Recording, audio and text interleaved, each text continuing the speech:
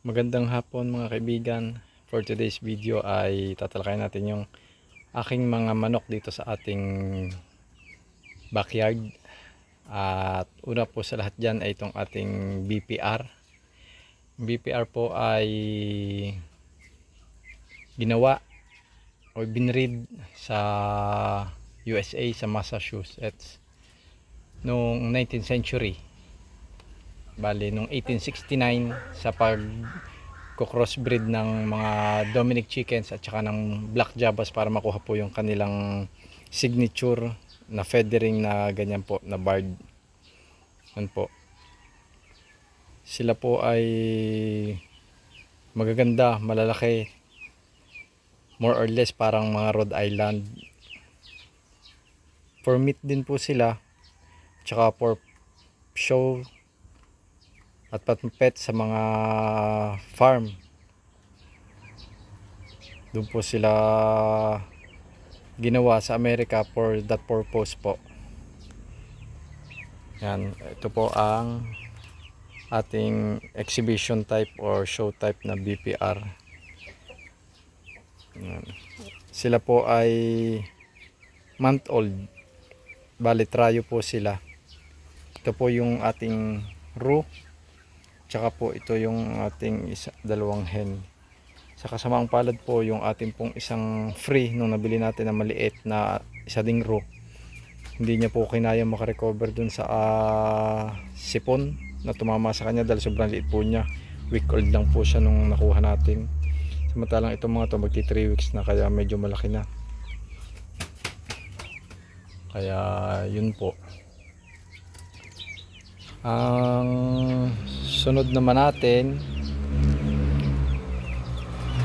ay ang ating Brahma. Ito naman po ang Brahma chicken. Sila po ang tinaguri ang King of Poultry. Malalaki po sila yan. Mababalahibo. Yan po ang kanilang pinaka trademark. Pecomb. At sila po ay syempre pinroduce din po, binreed din po sa Amerika noong 1840s.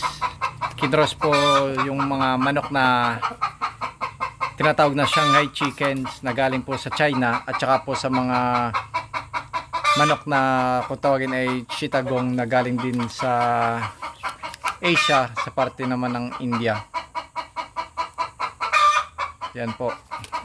Ito po ang ating bagong breeder na galing Pampanga. Napakaganda po, napakalalaki po ng mga yan. Ibang iba po dun sa mga nagkalat na ibang Brahma na normal. Tsaka ang kulay po nila, ito po ay pinroduce ng ating kaibigan. Ito po ay blue barred. Yan po. Tapos ang ating hen ay para po siyang ulap na blue. Yan.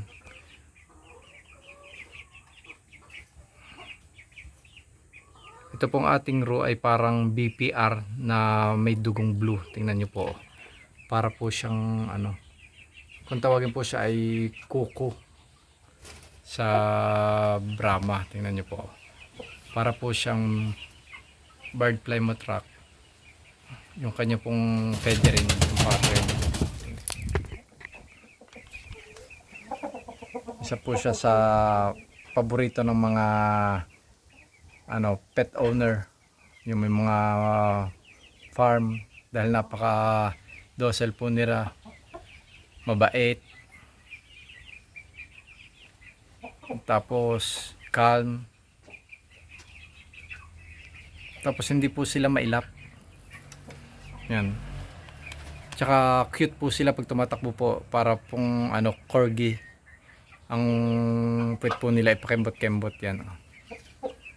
At saka po ang isa sa pinaka maganda talaga sa kanila, napakalalaki po nila.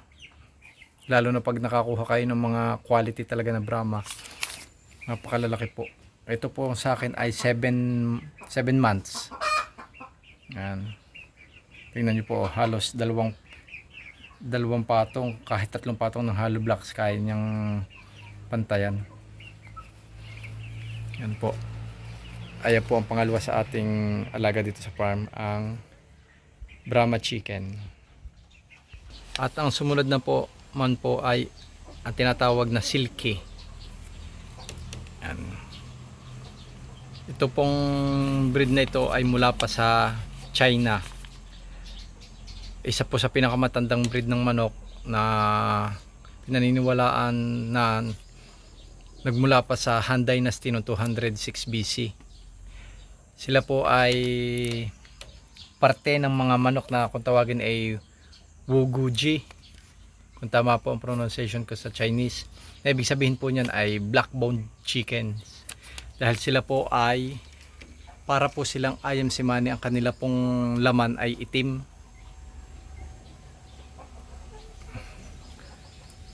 Although hindi po sila katulad ng ayam na simani na lahat halos ng parte ng katawan na itim, sila po ganyan, may various color po ng feathering. At ang kanila pong laman, yun lang po ang itim. Meron din po silang 5 toes. Yun po ang kanilang special trait. Dahil po ang atin pong normal na manok ay may 4 lang pong daliri sa paa. Sa kanila po 5. Tapos yung kanila pong makikita nyo po yun, oh. Yung kanila pong lambi sa may baba ng tenga. Ayan. Tingnan nyo po itong ating para po siyang turquoise blue. Yan po. Yan po ang kanilang trademark. At syempre po yung kanilang balahibo na hindi po katulad ng balahibo ng normal na manok. Ang kanila po ay maninipis. Kung nahawakan nyo po ay napakalambot, para pong bulak. Hiwa-hiwalay po siya para pong sa mga aso, parang ganun. Maninipis na hibla. Hindi po katulad ng sa mga normal na manok na yun po, yun, oh, may may feather na normal. Meron din naman po nalabas na ganyan, pero yung mga show type quality po ng ganyan, talaga pong halos lahat ganyan makikita nyo ang balahibo. Fluffy na manipis ang pagkahibla. Yan po ang ating silky. US silky po yan. Meron pa din pong Chinese silky na tinatawag. Yun naman po ay for meat. At pinaniniwala ang may medicinal properties sa China. Kaya binibreed para production, pangkain. Ito, although ito naman po ay pwede nyo rin pong kainin, pero karamihan po na nag-alaga nito ay for pet, for show, pang display sa mga farm, sa gardens. Yan po. At ito po ang isa sa pinakasikat na breed ng manok dito sa Pilipinas at syempre sa abroad din po, ang tinatawag po na Rhode Island Red, ang manok na pula na ginawa po sa New England, sa Rhode Island, sa Rhode Island State sa Amerika din, sa pagkukuros naman po ng mga manok na Java, Cochin at saka Malay. Yung sa Malay po, nakuha po niya yung traits ng deep red na feathering. Tapos kinross din po sa Brown Leghorns na galing sa Italy para naman po sa egg production. Sila po ay dual purpose na ginawang state bird sa Rhode Island dahil po sa kanilang importance sa agriculture. Yan po. Ito po ay ang ating show type na Rhode Island. Although mayroon pong tinatawag na production type. Yun po yung sa egg at saka sa meat. Ito pong exhibition type, yung original bloodline, ito po ay ganun din naman po, pero mas maano po sila sa kakaunti po ang kanilang itlog, hindi katulad ng production type or commercial type kung tawagin, na specialized sa pag-itlog at saka sa pag sa meat. Ito po kasi ay mas malalaki, tapos pang show talaga. Yan po ang Rhode Island Red. Tingnan nyo po. Ang kanya pong feathering ay kung tawagin na dark mahogany, deep dark mahogany red. Yan po, tingnan nyo. Sa malayo po siya shade, mapapagkamalan nyo pong itim na yung balahibo niya dahil sa pagka deep ng kulay po ng kanyang balahibo. Yan po. Yan po, number 5 sa ating list ay ang tinatawag na Japanese Shamo na nagmula po sa bansang Japan.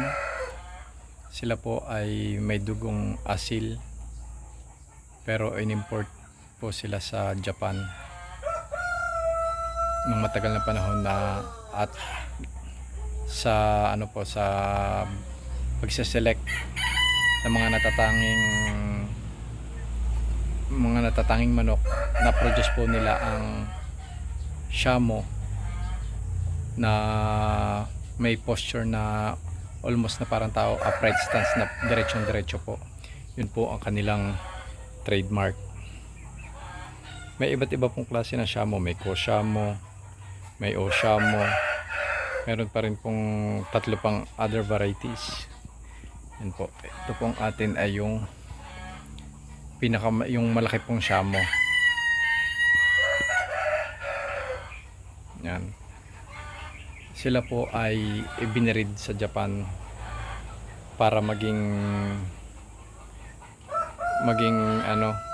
warriors. Naked Hill, yun po ang kanilang purpose sa Japan. Ganon din po dito sa Pilipinas. Ganon din po ang kanilang exam. Yun po ang ginagawa sa kanila. At ganon po, last but not the least, sa number 6 po natin, syempre hindi mawawala ang ating mga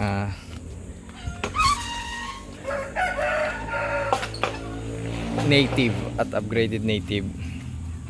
Yan po, mga local chickens po natin na simula po nung unang panahon ay pinakinabangan ng nating mga Pilipino. Yan po. Although meron po ito po ay isang Rhode Island. Ito pong ating row ay upgraded native na po yan. Yan po. Ito po upgraded native. Yung po mga native natin yon. Yung iba po na itlog. Ito po ang ating pinagmulan. Dito po tayo nag-start sa ating pagmamanukan. Tapos po tayo Rhode Island hanggang sa nagka-Brahma, hanggang sa unti-unti nadagdagan ng Shamo, na Silky. Yan po, dahil hobby po talaga natin, mahilig po tayo mag-alaga ng hayop. Ito po, napakabait po nitong ating Rhode Island na ito kasi. Yan po, although madami pong breed ng native, meron pong Banaba na mula dito sa Batangas, tapos yung sikat po na Darag mula Panay, meron pong Parawakan sa Palawan, Zampen sa Zamboanga Peninsula,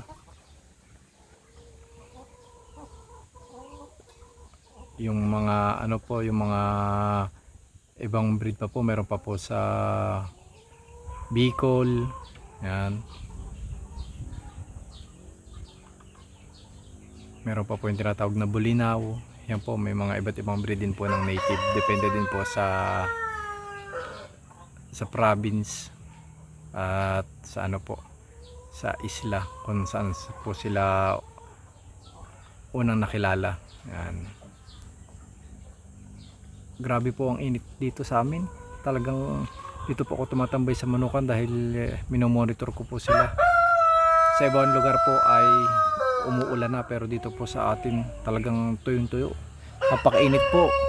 Siguro po mga 33 to 35 degrees po ang init. Yung po delikado sa ating mga manok, lalo sa heritage. Yung singaw po ng lupa, yung alinsangan ng hangin, yun po ang nagkokos ng heat stroke. Buti na lang po dito talaga meron tayong tinanim na puno ng aratilis dito. Ayan po ang nagiging cover nila. Yan. Kung wala po yan, talagang hindi po natin alam kung paano makakasurvive ang ating mga alaga. Yan po. Tulad nitong ating rear. Buti na lang po na isipan natin ilipat na dito dahil talaga pong napakainit dun. Yan po, oh. Kita nyo ang ating mga alagang manok yan. May hangin po dito. Yan. Diyan po sila tumatambay. Ayan po. So, ayan po ang listahan ng ating mga manok at kaunting history nila. Maraming salamat po at ingat po kayo sa mga parteng inuulan na. Dito po sa amin sa parteng Batangas talagang hindi pa po umuulan. Napakainit, napakasakit sa balat ng init. Kaya ingat po ang lahat. Till next time po, salamat sa palagi pong panonood at pagsubaybay. Subscribe po kayo. Salamat.